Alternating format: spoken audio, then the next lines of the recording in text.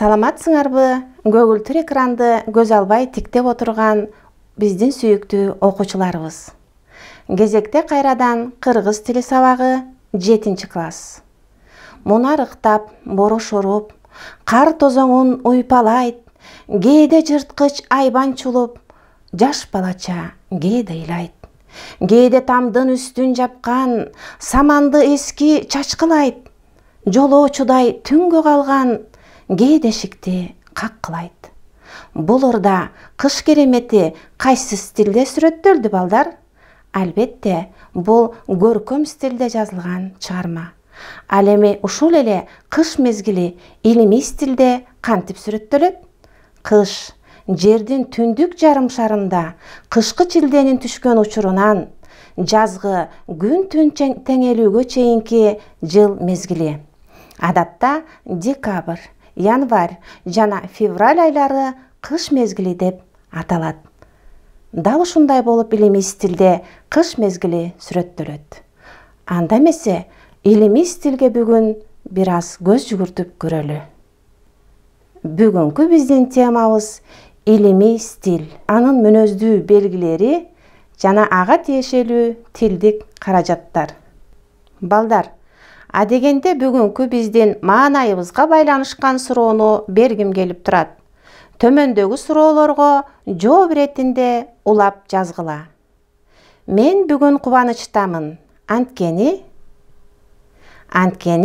ден соолугум жайында. Анткени төбөмдө жаркырап күн тийип турат. Анткени аппак кар көз уялтып жаркырайт. Калганын дагы кандай уласаңар болот?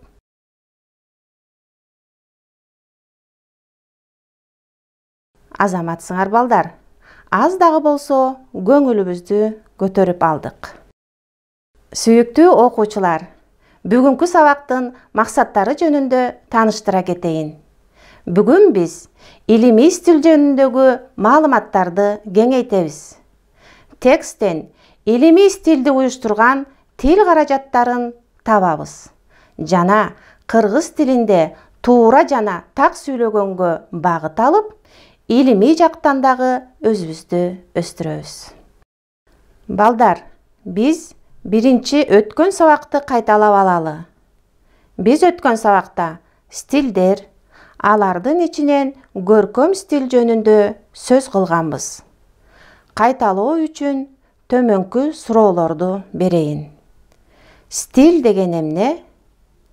Көркөм стилде түзүлгөн тексттерге мисал келтир. Демек балдар, кептин стили деген чыгарманы жазуунун же сүйлөөнүн калыпка салынган формасы. Ал эми көркөм стиль деген көркөм чыгармаларда колдонулган стиль. Көркөм стилге кайсылар кирет экен? Жомок, ыр, аңгеме, силер жазган дил баян, баяндама, макал-лакап, табышмак жана поэзия, роман, эпос, дастан жана уламыштар дагы көркөм стилдеги чыгармалардан орун алат. Эми сөзүбүз кургак болбосу үчүн көркөм стилде поэзиялык жанрда жазылган чыгармага кезек берели. Ага мисал катары төмөнкү ырды алып көрөлү. Бир күн келет, сени аламга жетелеп, бир күн берет бакытыңды эселеп, бүтөлгөндөй туш тарабың жылчыксыз, бир күн өтөр тагдырыңды жемелеп. Балдар, бул ырда көркөм стилге мүнөздүү кайсы тил каражаттары колдонулду? Албетте, сөздөрдөгү орундуу кайталоолор жана антонимдик айкалыштар бул ырдын көркүн ачып турат. Ошондой эле силерге тааныш макалдар дагы көркөм стилдин мисалдарына толук жооп берет. Макалдарды бир карап өтөлү. Илим алуу ийне менен кудук казгандай. Илимден өткөн досуң жок. Өмүрүн ойлогон илим алат. Илим өмүрсүз болбойт, Куш канатсыз болбойт. Азаматсыңар балдар, силер көркөм стилди абдан жакшы деңгээлде өздөштүрдүңөр деген ишеничте кала беребиз. Балдар, бүгүнкү биздин сабагыбыз илимий стиль деп аталат. Илимий стиль деген эмне? Илим жана техника тармагында жазылган чыгармалардын стили илимий стиль деп аталат. Илимий стилге илим жана техника тармагында жазылган монографиялар, илимий популярдуу справочниктер, энциклопедиялар, өндүрүштүк, илимий техникалык адабияттар, окуу китептери, газета журналдарга жарыяланган илимий макалалар, методикалык колдонмолор, реферат, диссертациялык эмгектер, докладдар кирет. Илимий стиль илим изилдөө мекемелеринде, окуу жайларында, орто мектептерде, илим менен алектенген бардык чөйрөлөрдө кеңири колдонулат. Эми балдар, бизге тааныш эмес сөздөрдү карап көрөлүчү. Ал үчүн силер сөздүк дептериңерге шилтеме калтыра кетсеңер да болот. Монография деген эмне?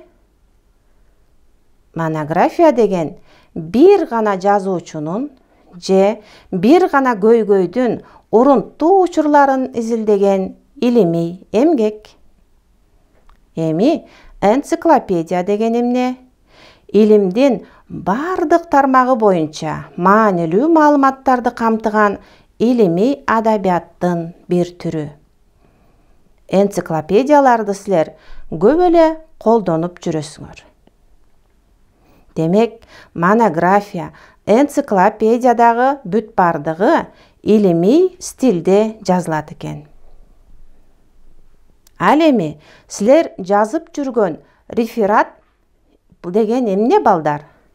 Реферат латынча реферат, билдирүү, чыгарманын же илимий эмгектин мазмунун жазуу түрүндө кыскача баяндоо, билдирүү, белгилүү бир тема боюнча даярдалган доклад. Илимий стилде көбүнчө изилдөөлөрдү жүргүзгөн окумуштуулар, методисттер, илимпоздор, мугалимдер жазышат. Алар өзүнө чейинки жана ошол учурдагы изилдеген проблемасына тиешелүү иштерге сын баа берип, өзүнүн көз карашын билдирип, илимий ой жүгүртүп, атайын метод, ыкмалардын жардамы менен зарыл факты, материалдарды чогултушат. Алар эксперименттерди жүргүзүшөт. Анан аларды жалпылаштырып, талдөөгө алышат, системага салышат. Илимий корутунду жыйынтык чыгарышып, далил аргументтерди келтиришет. Айрым учурда илимий ачылыштарды жасашат. Сүйүктүү окуучулар, илимий стиль башка стилдерден эмнелери менен өзгөчөлөнүп турат? Эң биринчи иретте аларда жалпылангандык, турмуштун жалпы мыйзам ченемдүүлүктөрүн, түшүнүктөрүн аныкташат. Бул максатта абстрактуулукту туюндурган тил каражаттары колдонулат. Экинчиден, илимий стиль объективдүү болот. Тигил же бул проблеманы чындыкка ылайык келерин ишенимдүү далилдерге таянуу менен аныктайт. Окумуштуулардын ойлорун цитата түрүндө алышат. Үчүнчүдөн, илимий стиль дайыма логикага басым коет. Логикалуулук, аныктама, түшүнүк, теориялык жоболор өз табиятына жакын, ыраттуу, системалуу чагылдырылат. Төртүнчүдөн, илимий стилдин тили дайыма тактык жана кыскалыгы менен айырмаланат. Андагы терминдер так жана түшүнүктүү, кыска келет. Эми балдар, илимий стилдин өзгөчөлүктөрүн бир аз кайталап алдык. Эми ушуну эске алып, бир эле теманы көркөм жана илимий стилде кандай ачылышын карап, салыштырып көргүлөчү. Биздин темабыз суу. Көркөм стилде жазылган текстти карайлы. Булак болуп тоолордон кайнап чыккан аккан суу, топуракты нымдатып, сүзүп чыккан аккан суу. Кандай элестүү берилген. Эми илимий стилде суу ар кандай түрдө бардык жерде кездешет. Суу эң чоң массадагы кар жана муз түрүндө уюлдук өлкөлөрдү жана бийик тоонун чокуларын каптап турат. Карагылачы, эки стилде бир эле суу кандай берилди? Илимий негизде сууга так, кыска жана ачык аныктама берилсе, көркөм стилде аккан суунун эң бир сонун кереметин бизге сүрөттөп берди. Сүйүктүү окуучулар, бардык эле стилдер сыяктуу илимий стилдин дагы өзүнө тиешелүү тил каражаттары бар. Демек, илимий стилдеги тил каражаттар үчкө бөлүнөт. Биринчиси лексикалык каражаттар, экинчиси морфологиялык тил каражаттары жана үчүнчүсү синтаксистик тил каражаттары. Азыр үч каражатка тең бир-бирден токтолуп көрөлү. Илимий стилдин биринчи тил каражаты лексикалык каражаттар. Лексикалык каражаттарга илимий стилдин дайыма колдонулуп жүрүүчү терминдери жана башка тилдерден кабыл алынган сөздөрү кирет. Илимий стил абдан терминдерге бай. Ар бир илимге математика, химия, кыргыз тили, медицина жана башка тиешелүү терминдер өз ичара байланышып, системаны түзүп турат. Мисалы, кыргыз тилин алып көрөлү. Синтаксис деген термин бар кыргыз тилинде. Анын ичинде сөз, сөз айкашы, сүйлөм, сүйлөмдүн түрлөрү каралат. Ал эми морфология деген терминде сөз түркүмдөрү, сөз жасоо, уңгу жана мүчө каралат. Ал эми фонетикада тыбыш жана тамга, муун жана башка терминдер каралат. Ар бир илимдин тармагы боюнча алынган түшүнүк аныктамаларда эң алгач өзөк, андан кийин түшүнүк айтылып, андан кийин анын өзгөчө белгилери саналып өтөт. Демек, биз жаттап жүргөн аныктама кайдан чыгат экен? Терминди алабыз, ага өзөк түшүнүктү кошобуз, жана анын өзгөчө белгилерин кошуп, анан биз аныктама чыгарабыз. Балдар, башка тилдерден кабыл алынган сөздөр да илимий стилде жыш кездешет. Илим техниканын өнүгүшү менен көптөгөн сөздөр лексикабызга кошула баштады. Ушуга ылайык кыргыз тилинде статистика боюнча 78% өз төл сөздөрүбүз экен, 10,52% орус тилинен кирген сөздөр, 5,75% Иран тилинен кабыл алынган жана 5,6% араб тилинен өздөштүрүлгөн сөздөр болуп эсептелет экен. Көрдүңөрбү? Монитордо мен көк сызыкты калтырып койдум. Ага силер азыркы учурда техника тармагында жаңы чыккан сөздөрдү кошуп чыгарып келесиңер. Балдар, илимий стилди уюштурууда экинчи тил каражаты морфологиялык каражат көп учурайт. Морфология деген бул сөз түркүмдөрүн изилдейт деп айттык. Биз окуп жүргөн зататоч, санаточ, сынаточ, ататоч жана такточ сөз түркүмдөрү жана башка сөз түркүмдөрү кандайча илимий стилде колдонулат экен, ошого саресеп салалы. Балдар, силер илимий тексттерди окуганда морфологиялык каражаттарды көп учуратасыңар. Эң биринчи иретте эле сын атооштун салыштырма даражасы ыраак деген мүчө илимий стилдеги тексттерден көп учурайт.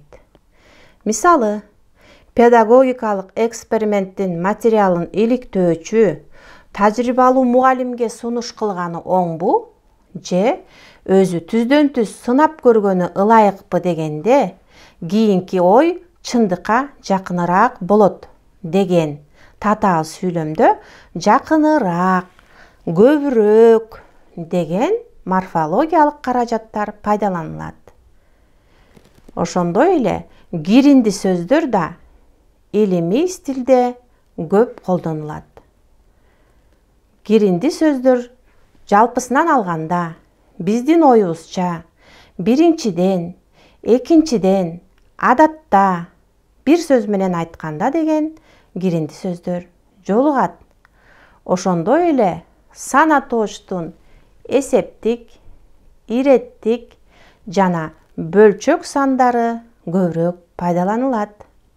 Мисалы, 1941 жылкы ченемсиз бүлгүнчүлүккө алып келген согуш жылдары фашисттер 70 000 айыл кыштакты, 1710 шаар кыштакты өрттөп, 25 миллион адам үй жайсыз калганын айтуу эле жетиштүү деген сүйлөмдө сан атооштун эсептик, иреттик жана бөлчөк сандары пайдаланылды. Ошондой эле морфологиялык каражаттарга кызматчы сөздөр дагы кирет. Илимий стилде жыш колдонулган жандоочтор тууралуу аркылуу жөнүндө караганда үчүн ал эми төмөнкү байламталар да, же, бирок, себеби, ошондуктан, ошол себептүү жана бөлүкчөлөр гана, го, абдан көп колдонулат. Жана ошондой эле морфологиялык каражаттарга у, да мүчөлөрү аркылуу уюшулган этиштин учур чагы.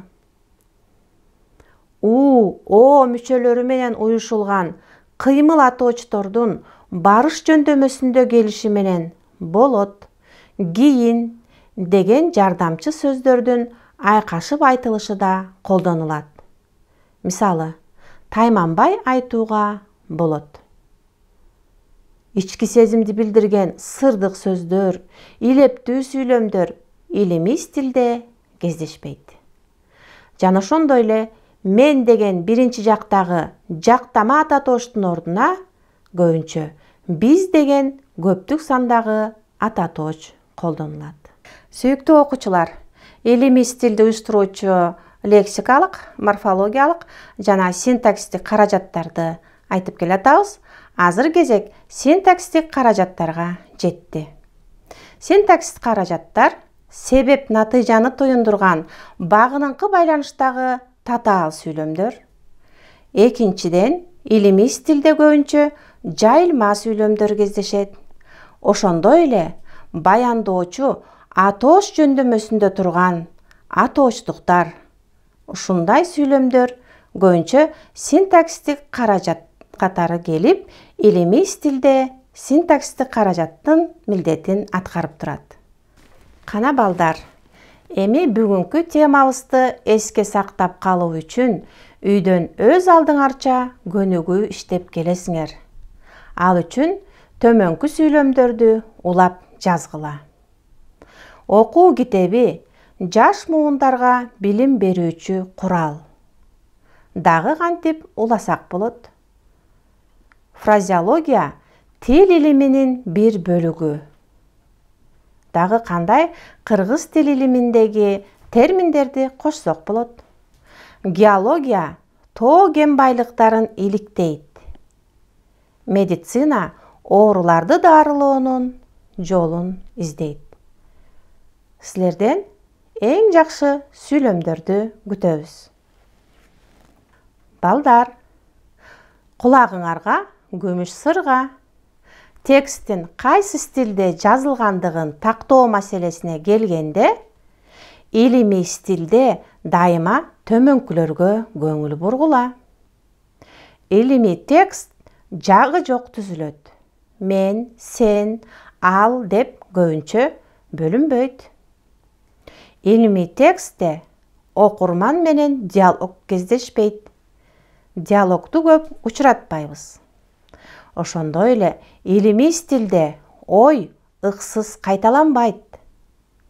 Жөнөкөй сүйлөмдөргө караганда жайылма, татаал сүйлөмдөр колдонулат. Илимий стилде жазылган тексттерди окуганда, ал текст түшүнүктүү жана тезирээк маалымат бере алгандай түзүлөт. Ошентип балдар, биз бүгүнкү сабакта илимий стил жөнүндө кеп кылдык. Илимий стил жөнүндөгү мурдагы маалыматтарыбызды кеңейттик. Тексттен илимий стилди уюштуруучу тил каражаттарын таап алдык.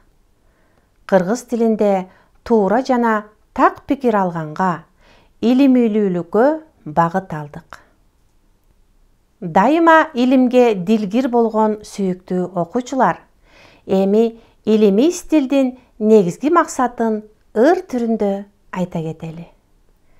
Илимий стил төмөнкүдөй аныктамаларды өзүнө алат.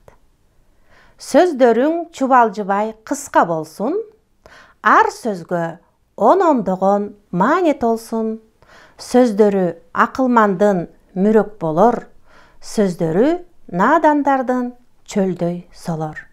Демек, илимий стилде жазылган ар бир текст кыска, так, объективдүү жана бардыгына түшүнүктүү болот экен. Кымбаттуу окуучулар, биздин бүгүнкү илимий стилге арналган сабагыбыз дагы аягына чыгып баратат. Силер дагы илимий стилде жазылган көп макалаларды окуп, илимге берилгиле. Биздин кыргыз элибизде 1 жылдыгын ойлогон буудай эгет, 10 жылдыгын ойлогон терек тигет. Ал эми өмүр боюн ойлогон илим издейт деген накыл кеп бар эмеспи? Илимиңер берекелүү болсун. Саламатта калгыла, балдар.